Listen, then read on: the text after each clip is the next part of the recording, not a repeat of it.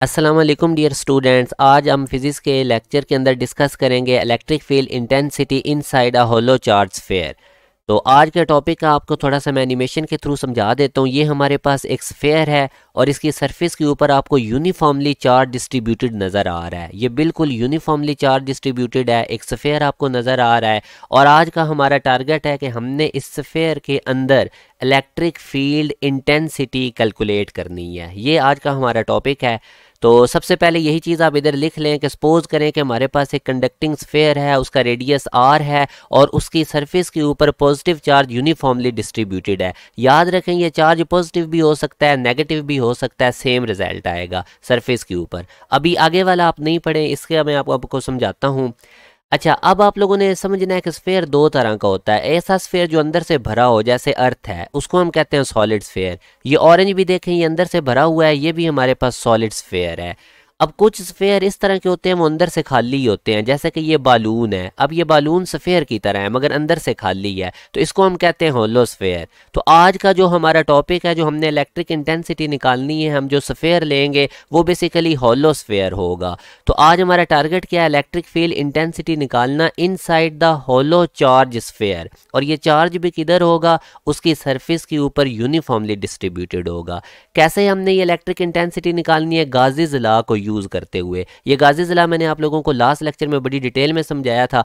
1/E0 times total charge, और ये charge enclosed होगा इस होलो चार्ज स्फीयर के अंदर। देखें, जो स्फीयर के बाहर चार्ज होता है ना, उसकी वजह से इलेक्ट्रिक फ्लक्स नहीं स्फीयर में होता। ये आप इस एनिमेशन के थ्रू समझें। आप इमेजिन करें ये हमारे पास एक स्फीयर है और इसके बाहर ये पॉजिटिव चार्ज पड़ा हुआ है। एक लाइन स्फीयर में एंटर हो रही है। इस पॉइंट पे अब अगर इलेक्ट्रिक फ्लक्स हमने देखना है तो एक लाइन है तो एक होगा। नेगेटिव क्यों है? क्योंकि लाइन स्फीयर के अंदर एंटर हो रही है। अब आगे चल के आप देखें, यही लाइन इस स्फीयर से बाहर निकल रही है। तो बाहर जब हमारे पास लाइनें निकल रही हो तो इलेक्ट्रिक फ्लक्स पॉजिटिव होता है। तो इस पॉइंट पे अब हमारे पास इलेक्ट्रिक फ्लक्स जो है वो +1 होगा। अब अगर आप टोटल इलेक्ट्रिक फ्लक्स इस सिंगल चार्ज की वजह से देखें इस स्फीयर के अंदर, तो वो 0 होगा। -1 + 1 0 हो जाएगा, क्योंकि ये चार्ज जो है ये सरफेस से बाहर पड़ा हुआ है। इलेक्ट्रिक फ्लक्स हमेशा जब इसके अंदर चार्ज होगा उसकी वजह से होगा। पॉजिटिव है तो इलेक्ट्रिक लाइंस बाहर को निकलेंगी, ये इलेक्ट्रिक फ्लक्स पॉजिटिव। अगर नेगेटिव चार्ज है तो इसकी वजह से लाइंस अंदर को एंटर होंगी, तो ये हमारे पास इलेक्ट्रिक फ्लक्स नेगेटिव। याद रखें, इलेक्ट्रिक फ्लक्स क्लोज सरफेस के अंदर उसी वक्त होता है जब चार्ज इनक्लोज्ड होगा। बाहर वाले पड़े हुए चार्ज की वजह से इलेक्ट्रिक फ्लक्स 0 होता है किसी भी क्लोज सरफेस के अंदर। ये भी मैंने आपको एनिमेशन के थ्रू भी समझाया। तो इसलिए गाज़ीज़ लॉ के अंदर ये जो चार्ज है ये चार्ज इनक्लोज है। तो अब याद रखें, जब भी हमने इलेक्ट्रिक फ्लक्स कैलकुलेट करना होता है क्लोज सरफेस में, तो हम एक इमेजिन करते हैं क्लोज सरफेस, उसको हम कहते हैं गाजियन सरफेस। वो कोई भी 3D शेप हो सकती है, स्फीयर की फॉर्म में या सिलेंडर की फॉर्म में। ये हम अपनी रिक्वायरमेंट के मुताबिक इसको इमेजिन करते हैं। तो आज का अब हमारा टॉपिक है होलो चार्ज स्फीयर है। इसकी सरफेस के ऊपर चार्ज यूनिफॉर्मली डिस्ट्रीब्यूटेड है और हम इसके अंदर एक गाजियन सरफेस इमेजिन करेंगे इसी स्फीयर की फॉर्म में, और वो बिल्कुल इसी तरह की होगी। और ये जो गाजियन सरफेस है ये उस पॉइंट में से गुजरती है, स्फीयर के अंदर उस पॉइंट में से गुजरती है जहाँ पे हमने इलेक्ट्रिक इंटेंसिटी कैलकुलेट करनी होती है। तो ये वाली अब डायग्राम मैंने आप लोगों के सामने वही बना दी है जो भी दिखा रहा था, यही आपने बोर्ड के पेपर में बनानी है। ये आप लोगों को सरफेस नजर आ रही है स्फीयर की, जिसके ऊपर यूनिफॉर्मली चार्ज डिस्ट्रीब्यूटेड है। इसके अंदर हमने गाजियन सरफेस स्फीयर की फॉर्म में इमेजिन की है और ये उस पॉइंट में से गुजर रही है जहां पे हमने इलेक्ट्रिक इंटेंसिटी निकालनी है स्फीयर के अंदर। और ये जो गाजियन सरफेस का रेडियस r' है ये लेस है टोटल स्फीयर के रेडियस से। तो यही चीज हमने इधर लिख भी दी है कि r' लेस है रेडियस से। अब आप लोगों ने क्या काम करना है, इस स्फीयर के अंदर देखें आपको चार्ज नहीं नजर आ रहा, सारा चार्ज इसकी सरफेस पे यूनिफॉर्मली डिस्ट्रीब्यूटेड है। तो इसलिए हम Q की जगह 0 पुट करेंगे तो हमारे पास इलेक्ट्रिक फ्लक्स 0 की इक्वल आएगा।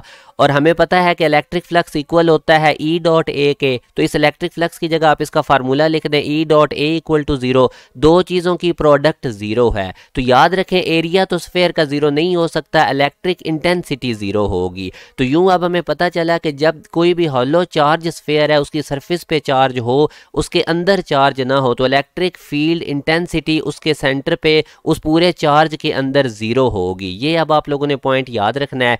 तो यही आज का हमारा कंक्लूजन भी है कि इलेक्ट्रिक इंटेंसिटी होलो चार्ज स्फीयर के अंदर 0 होगी। यानी कि अगर सरफेस के ऊपर चार्ज है तो अंदर सारा फील्ड फ्री रीजन होगा। ये वेरी इंपॉर्टेंट रिजल्ट है जो आप लोगों ने याद रखना है। अब ये देखें, हमारे पास ये दो पॉजिटिव चार्जेस हैं। अब हमें पता है कि इन दोनों की लाइंस इधर किसी जगह एक दूसरे को रिपेल करेंगे और ये दरमियान में इनका फील्ड फ्री रीजन है। अब अगर मैं दो और अब यहाँ पे इनके किसी भी जगह पे इलेक्ट्रिक फील्ड ज़ीरो होगा और फील्ड फ्री रीजन होगा दो पॉजिटिव चार्जेस के दरमियान। अगर मैं दो और चार्जेस इमेजिन कर लूँ तो अब ये देखें जैसे दो और चार्जेस हैं तो इनके दरमियान भी ये फील्ड फ्री रीजन है, यहाँ पे इलेक्ट्रिक फील्ड भी ज़ीरो है और फील्ड फ्री रीजन है। अब ये दो चार्जेस और इस साथ ही मैं और दो चार्जेस लेता हूँ तो ये फील्ड फ्री रीजन। अब ये ढेर सारे पॉजिटिव चार्जेस हैं। ये आज का हमारा टॉपिक भी है, जिस तरह हमने स्फेयर लिया था इसी तरह उसकी सरफेस पे यूनिफॉर्मली चार्ज डिस्ट्रीब्यूटेड थे। तो अब देखें इनके अंदर ढेर सारा एक रीजन होगा जो कि फील्ड फ्री होगा, क्योंकि चार्जेस की तादाद ज़्यादा है और फील्ड फ्री रीजन भी इनके दरमियान ज़्यादा बनेगा। तो यही आज का टॉपिक था कि हमारे पास सरफेस के ऊपर चार्ज हो तो अंदर इलेक्ट्रिक फील्ड फ्री रीजन होता है। अब इस इलेक्ट्रिक फील्ड फ्री रीजन का मतलब है कि इस स्फेयर के अंदर जिसके अंदर फील्ड फ्री रीजन है इसके अंदर इलेक्ट्रोमैग्नेटिक वेव्स नहीं एंटर हो सकती। एक और आप इमेजिन करें, हमारे पास जो मेटल्स होती हैं, आपको पता है मेटल्स के अंदर फ्री इलेक्ट्रॉन्स होते हैं, ये एक दूसरे को रिपेल करते हैं। तो अब अगर इनकी ख्वाहिश पूरी की जाए इलेक्ट्रॉन्स की तो ये सारे एक दूसरे को रिपेल करके इस मेटल की सरफेस पे फैल जाएंगे। तो अब ये हमारे पास एक मेटेलिक बॉक्स है जिसकी सरफेस पे तो चार्ज है और आपको पता है कि अब इसके सेंटर पे इलेक्ट्रिक फील्ड ज़ीरो होगा। ये बिल्कुल आज के हमारे टॉपिक के साथ मैच कर गया है। जिस तरह स्फेयर के सरफेस पे चार्ज था मगर उसके अंदर इलेक्ट्रिक फील्ड ज़ीरो था, तो मेटल स्फेयर या मेटेलिक क्लोज्ड बॉक्स में आपने याद रखना है कि जिसकी सरफेस पे चार्ज हो उसके अंदर फील्ड फ्री रीजन होता है। अब ये चीज़ें मैं आप लोगों को इसके एप्लीकेशन में समझाता हूँ। ये अभी वही मेटल बॉक्स है जिसकी सरफेस पे ऊपर चार्ज है मगर इसके अंदर इलेक्ट्रिक फील्ड इंटेंसिटी ज़ीरो होगी। मतलब ये है कि इसके अंदर इलेक्ट्रोमैग्नेटिक वेव्स एंटर नहीं हो सकेंगी। ये अब आप लोगों ने चीज़ याद रखनी है। अब लास्ट में मैं आप लोगों के साथ एप्लीकेशन इसके डिस्कस करता हूँ, वेरी इंपॉर्टेंट, एनिमेशन के थ्रू समझाता हूँ। ये एलुमिनियम फॉयल है, अमूमन ये किचन वगैरह में घर में पड़ी होती है, घर में भी आप ये एक्सपेरिमेंट कर सकते हैं। मैं फ़र्ज़ करें आपको समझाता हूँ कि दो मोबाइल हैं हमारे पास, तो अब आपने इस मोबाइल की मदद से हम इस पर रिंग करते हैं तो बेल चली जाएगी। ये देखें अब हम क्या काम करते हैं, इस मोबाइल को ये जो है इसको एल्यूमिनियम फॉयल के अंदर रैप कर देते हैं। अब ये देखें ये हमारे पास एक मेटल शील्ड यानी हमारे पास एक फील्ड फ्री रीजन बन गया। सरफेस पे तो चार्ज है, अंदर ये मेटल बॉक्स क्लोज हो गया है। अब जब आप इस मोबाइल से बेल देंगे इसको तो बेल नहीं जाएगी क्योंकि इसके अंदर इलेक्ट्रिक फील्ड ज़ीरो है, इलेक्ट्रोमैग्नेटिक वेव्स एंटर नहीं हो पा रही। बेसिकली ये जो मोबाइल के सिग्नल्स होते हैं ये रेडियो वेव्स होते हैं। और इसी तरह ओवन में देखें ये भी एक मेटल का बॉक्स होता है। अगर आपने चेक करना हो कि ओवन सही काम कर रही है या नहीं कर रही, आप एक मोबाइल लें उसको इस ओवन के अंदर रख दें और फिर आप इसको बॉक्स को बंद कर दें। अब आप बेल दें, अगर तो बेल इसके अंदर नहीं जा रही तो इसका मतलब है कि ये फील्ड फ्री रीजन है, इसके अंदर ये ओवन ठीक है। और अगर बेल चली गई है तो इसका मतलब इस ओवन के अंदर लीकेज वगैरह है, ये ठीक नहीं है। तो यही आज का हमारा टॉपिक था। और इसी तरह अब आप देख सकते हैं कि जो हमारे पास ये टीवी या कंप्यूटर होते हैं उनको भी मेटल बॉक्स में इन्होंने बंद किया होता है ताकि ये जो एक्सटर्नल इलेक्ट्रिक और मैग्नेटिक इंटरफेरेंस है ये उन टीवी और कंप्यूटर के जो सिग्नल्स हैं, जो ग्राफिक हैं, जो पिक्चर्स हैं उनको डिस्टर्ब ना करें। आप लोग केबल्स देख लें, जो केबल्स इनको करंट देती हैं वो भी अगर आप देखें तो उनकी वायर मेटल बॉक्स के अंदर उन्होंने शील्ड की होती हैं ताकि एक्सटर्नल इलेक्ट्रिक और मैग्नेटिक वेव्स उनको डिस्टर्ब ना करें, सिग्नल्स को, करंट की अमाउंट को कम या ज़्यादा ना करें। क्योंकि आपको पता है कि पंखा जो होता है एक्सटर्नल काफ़ी इलेक्ट्रोमैग्नेटिक वेव जनरेट होती हैं जो टीवी कंप्यूटर को डिस्टर्ब करती हैं। तो यही वजह है कि टीवी और कंप्यूटर्स को मेटेलिक बॉक्स के अंदर शील्ड किया जाता है ताकि वो एक्सटर्नल इलेक्ट्रिकल इंटरफेरेंस से बच जाएं।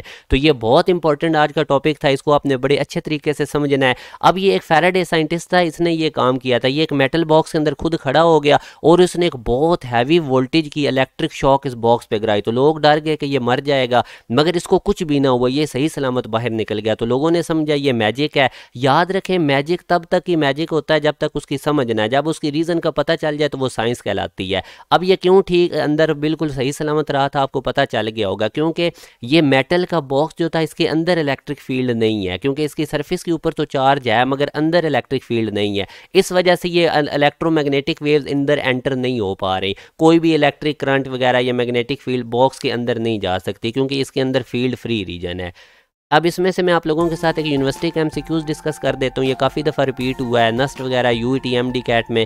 एक सोप बबल है, उसको अगर नेगेटिव चार्ज दे दें तो उसका रेडियस क्या हो जाएगा। ये समझें कि एक सोप बबल है और इसके ऊपर जब हम नेगेटिव चार्ज हमने इसको दिया तो अब आपको पता है कि सिमिलर चार्जेस एक दूसरे को रिपेल करते हैं। तो चार्जेस ने जब एक दूसरे को रिपेल किया तो इस वजह से इस सोप बबल का साइज़ बड़ा हो गया। आपको नज़र आ रहा है इसकी निस्बत ये साइज़ बढ़ गया है, तो इसका हमारे पास बीटा ऑप्शन ठीक है कि इंक्रीज़ करेगा। ये आज का लेक्चर था। इंशाल्लाह नेक्स्ट लेक्चर में मुलाकात होगी। अपना ख्याल रखिएगा। अल्लाह हाफिज़।